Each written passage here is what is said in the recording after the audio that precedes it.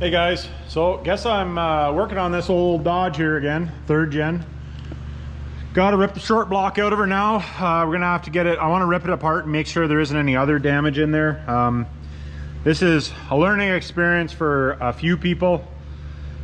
Please, if you guys are putting a new engine in your truck, please, please, please, make sure you do everything that you really need to do, because otherwise stuff like this happens, and I hate to see it happen to guys, because it sucks, because, you know, like, spend a lot of money to get at what he was doing, and he spent, like, now have spent all the money that he should have spent to start with. Now we have to tear the engine out, do whatever we have to do to fix these 2 cylinders. But, you know, it's one of those things, like, stuff needs to be, you need to go through stuff. You know, if the turbo's dirty, clean the turbo. Make sure your air filter's replaced or it's been cleaned if it's a cleanable air filter. Make sure it's got a new fuel filter, like all of that type of stuff. You have to do that stuff. You know, clean the rad, you know, like all of that type of stuff. I don't know why people don't do that, but you have to do that stuff. So anyways, that's enough preaching anyway. I'm gonna grab the light. I still gotta grab the light. I haven't grabbed my light yet, but I'm gonna throw you guys in a time lapse. So you guys want to watch the time lapse of me rip this short block out. It's Friday after work, basically. I've been, you know, I was running the office today. My dad was away today. So I spend most of my day in the office, about pretty much all day, since, you know, 6 o'clock this morning. Now I'm going to rip this out before I go home, because I got another truck to bring in here that I need to look at tomorrow. So anyways, I got to get this ripped out. Figured you guys might want to see the time lapse. Here's the time lapse, and we'll go from there.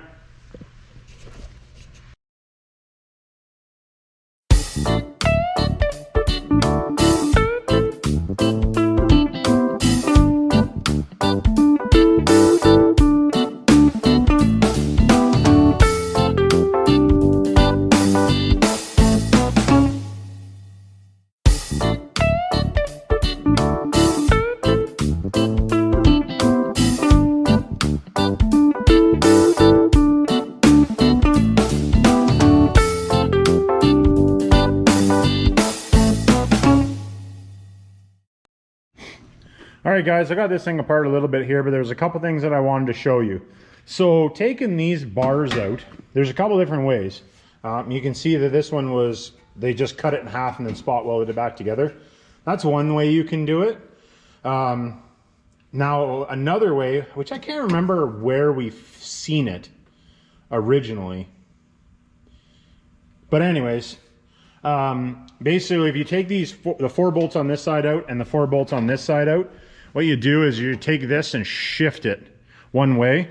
So basically in the middle, in the middle here, and then cut it there, and then you can just slide the piece back in, and then you don't have to cut anything. But this one's already been cut, so I might just cut it and clean up this. Now, I don't know if this had a contributing factor, but I'm gonna say it did. I never really paid attention to start, like when I first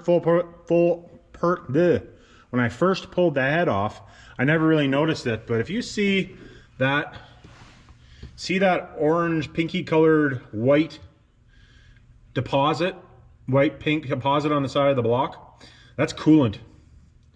And where it's coming from, see if I can hold this and do this at the same time. This hose right here, if you move that hose, I don't know if you guys will be able to see that. Let me just, sometimes it's hard to hold and do things. But right there, there's a split in that hose. I don't know if you guys see how the coolant is starting to run out of it a little tiny bit, because that hose is going to still be full because it can't get out of there. So what that was happening was it was shooting coolant up there. I would imagine probably spraying out of there onto the bottom of the intake and leaking coolant.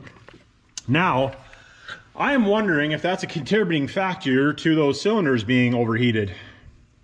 So if that's the case, because something that, there again, I never really paid that much attention to it, because usually I'm ripping engines out and we're not diagnosing problems anymore. That pail right there, you can see how much is in it. This truck should hold 27 or 28 liters of coolant which is like 30 quarts. And that pail is an 18.9 liter pail. So even if there's like, let's say 4 liters of coolant left, and I didn't, like, oh, that's how much I spilt out of the truck. The reservoir is completely empty. I'm gonna say that likely the reason those cylinders are screwed up is because it got hot and it ran low and coolant got hot. I'm just surprised that it didn't hurt any of the other cylinders. So I don't understand. The only thing I can think is it's because where the leak was right here. So it was doing something there. I've never personally seen that, but that is how much coolant I took out of it. So being that I tested the injectors and the injectors were good, I thought it was an injection failure, but, and that could have been, like, with the old injectors were bad too, so I don't know. I never seen the truck in between, so I'm not just 100% sure on what's going on. But then nothing else, I wanted to videotape some of this stuff just so that I have record of it. But it was definitely low in coolant. I never checked the coolant, I just pulled the pin and started draining it out. So anyways, I'm gonna get this thing pulled out, and I don't know if I'm gonna get the engine pulled out tonight or not. I'm starting to kind of run out of steam. I've been here for a while working all day, so not physically working for part of the day, but I'm still working nonetheless. And so, because basically all I have now, if I pull this out, pull the AC compressor off, engine mounts, the downpipe, the torque converter bolts and bell housing bolts, and a couple of wires, and this coolant hose, which goes to your heater core, the engine will come out of there. So I might just wait until tomorrow when I have a couple of people help me. It's easier to pull them out of there when you have a hand, but I think I'll get it as far as I can. And I might just finish it off in the morning. I'm gonna come in early tomorrow because I have this, I wanna get this thing pulled out so that we can get this thing stripped down on Monday. I got the Chevy with the Cummins in it. I might put the, we'll see. I might put the injection pump in that, and then I have a Duramax that I have to look at as well. So I gotta get that stuff. Anyways, I'll throw you guys back in the time lapse, and I'll end the video at the end of the time lapse for today. I'll probably post it tonight, and then we'll finish it off. I'll finish it off tomorrow, and then probably do another video with the rest of that when we do the teardown on the motor. So anyways, we'll catch you after the time lapse.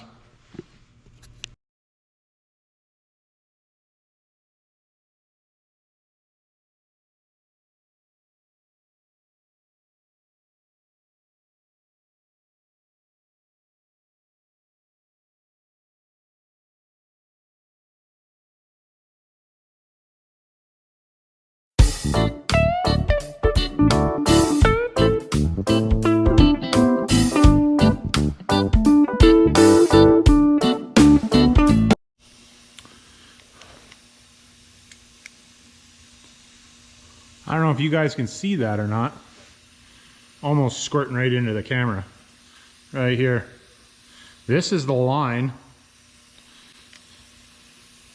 Oh, I'm probably running out of water. Yeah, there we go.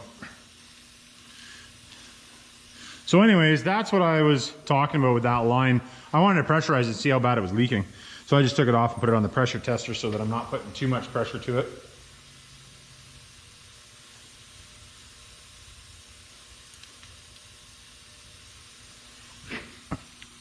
You can see it. It was just squirting, but the water goes down the line when you move it, but right there. And this isn't, yeah, there. This doesn't have, well, yeah, there we go. See it squirting? This is at like 46 pounds of pressure. So this is not hot because I'm holding on to it. So at engine temperature, and then let's say buzzing down the highway at 190 degrees to 200 degrees and between 50 and 75 PSI. How much coolant that's gonna squirt out of there. Oh yeah, there we go. There, real good right now. You guys see that? Anyways, I just wanted to show that. Anyways, I'm gonna call it a night for tonight. unplug this so it doesn't. The reason I had the vice grips of the wire on there is the first time I did it, it shot out on me, and I had to go find the adapter. It's basically like building a cannon, basically, especially when you fill it with water. I didn't realize when I hooked it up the first time this was at like 90 psi, so that was the reason. But anyways, I got the light off now, so it's gonna be pretty dark. But so I basically got the wiring off. I got to get underneath the truck now. I'm basically to the point where I have to get underneath the truck. I got the engine mounts and all that stuff undone, CP3 out. Some of that stuff I know I have to take it off, and it's just as easy for me to take it off right now. So the turbo I will be leaving there for now. When I pull it out, I'll pull it out. And anyways, tomorrow we'll get it up on the hoist. I'll take the starter out, bell housing bolts, torque converter bolts, take the cooler off because the wiring is behind the cooler. So I have to take the, or heat exchanger, I guess, heat exchanger off. And we'll get this thing yarded out, and then on Monday we'll do a video on the teardown so you guys can see what's what, and yeah, we'll go from there. Anyways, thanks for watching. I know for some of you guys, the 12 valve guys might not have too much interest in that, but you never know, one day maybe you'll have a common rail. And then, you know, if you need to buy it, and being that I call them common fails because they like to blow up, you'd probably be doing an engine at some point. Anyways, catch me later. Like, subscribe, go back, watch videos. Appreciate my Patreons, and we'll catch you on the next one. Thanks, guys.